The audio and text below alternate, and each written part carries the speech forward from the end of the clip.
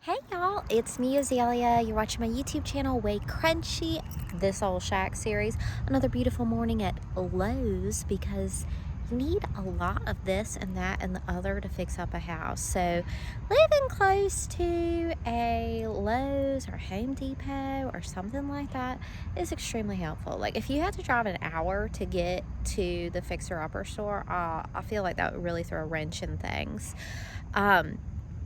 It's an early morning, the kids are away, John's asleep, I want to get some stuff done. I'm really finding my footing at the shack now that the plumbing rough-in is done, and just getting back in there and finishing up rooms, and I can't wait to show you guys the progress.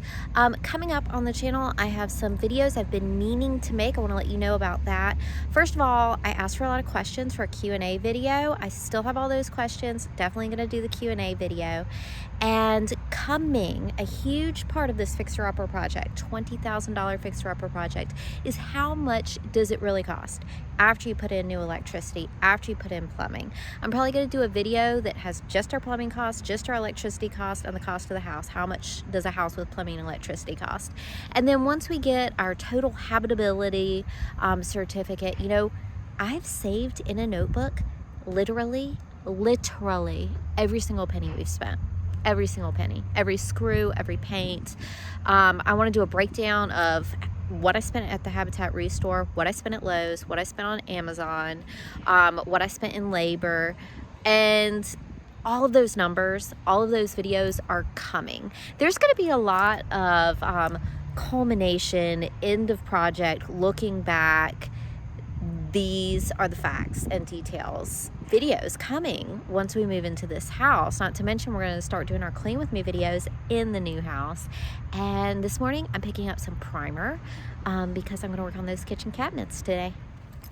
I definitely want to do another video on what has been the hardest, like what were the biggest hurdles. I definitely want to do another video on what was easier than I thought it was, what I learned, all sorts of stuff.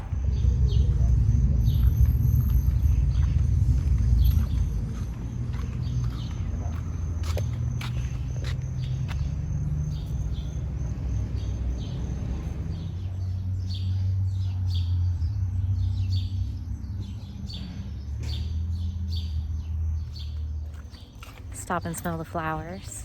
Stop and listen to the birds. Makes life better.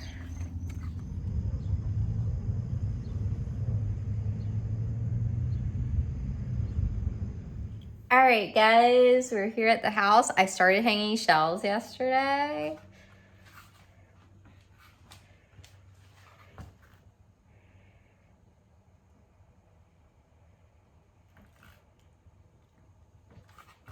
I'm excited. Look at this. This is gonna be great. So the primer I got is also gonna go on these pipes, and then I'll paint them to match the wall.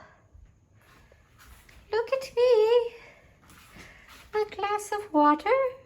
Oh, don't mind if I do. This is where knives will go. I wanted it like a little bit high off the counter because I'm going to probably lean my cutting board right here and have my knives right here. One of the really interesting things about like redoing a house yourself, like from scratch, is that you make everything, when possible, like to how you will use it. So like the house is like suited to you. Like where do I grab this? Where do I want to put this? Where do I need storage? Not you fitting around a house, but kind of fitting the house around you. You know, even at a very low budget, you can kind of do that. Counter lighting, the stove goes here. Eating area. Happening. So I started, there were some holes in the walls from old electrical outlets, and the countertop was going on that side, so there was like counter height outlets, but we switched that up. So I am patching walls and painting, you know, that Azalea stuff I love to do.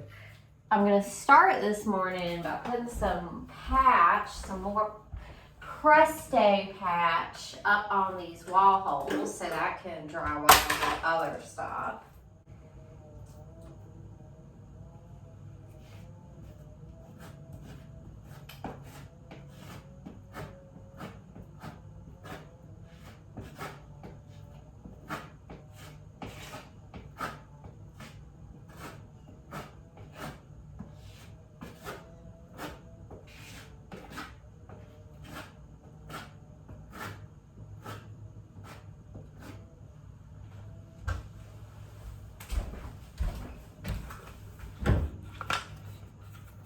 Presto patch.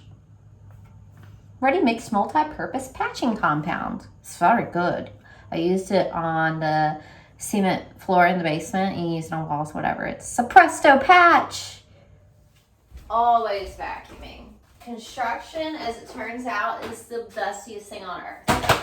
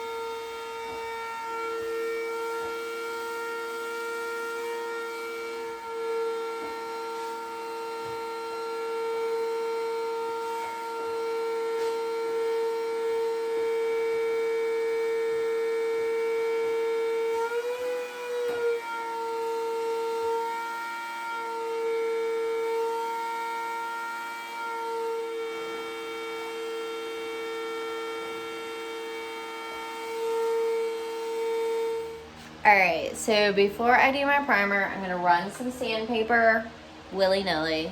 Don't have to be fancy. I'm gonna rough up, like this raw wood at the bottom, I don't need to rough that up. But like this cabinet, this like former cabinet is like had been finished and all that stuff at one point in its life. So I'm gonna rough that up.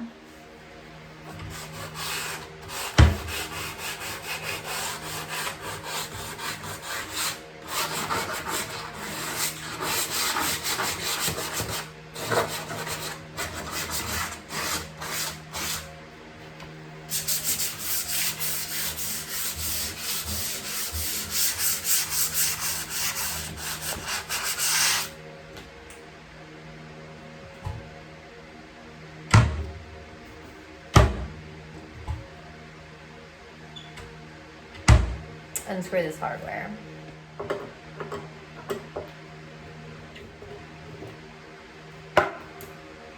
Put the screw back in the knob so you don't lose it.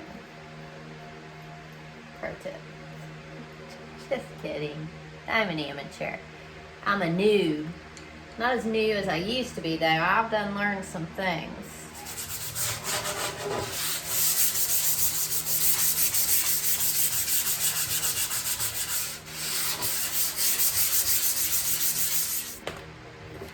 Hardware.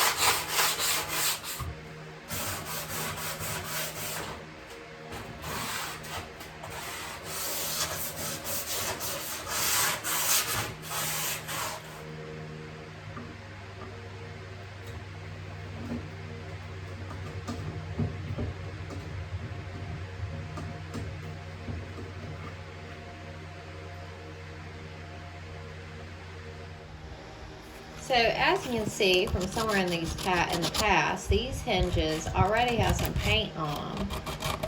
So I'm just gonna sand it off.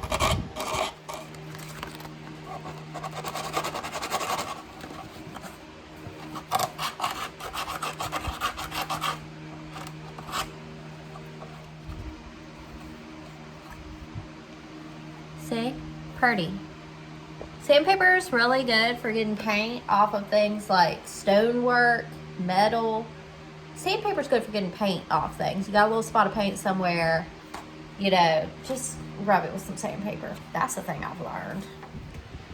Excuse the wind and the background noise, but I need it to stay cool. Also, do we like my hair at this point? Y'all know I had dreadlocks and pink and green and rainbow colored hair. But at this point, I'm just really feeling my natural color. This is natural. The ends are where I had bleached hair once upon a time and then dyed it brown. But the root is my natural color. You may see a few strands of white hair up in there. Lord. 37. Anyway, so this fixer-upper project was a rough-it-in job. Sloppy, big work to rough it in for so long. But now we're into little fine details and it feels good. All sanded, all dismantled, and now for another vacuum because this is my life.